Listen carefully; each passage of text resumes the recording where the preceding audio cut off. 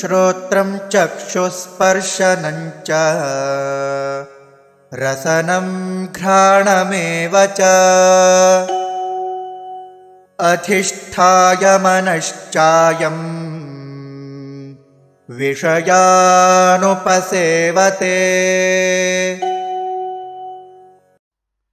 श्रोत्रं चक्षुः स्पर्शनं च रसनं घ्राणम् एव च अधिष्ठाय मनः च अयं विषयान् उपसेवते। श्रोत्रं चक्षुः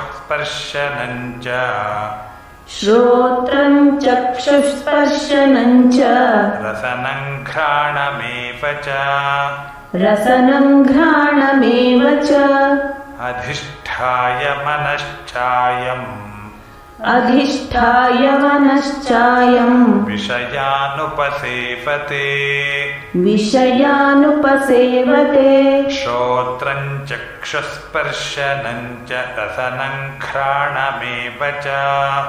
श्रोत्रं चक्षुस्पर्शनं च रसनं घ्राणमेव च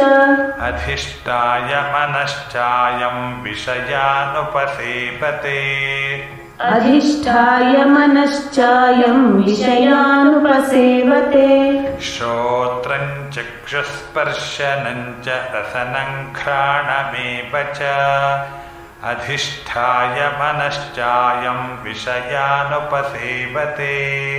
श्रोत्रं चक्षुस्पर्शनं च रसनं घ्राणमेव च अधिष्ठाय मनश्चायं विषयानुपसेवते।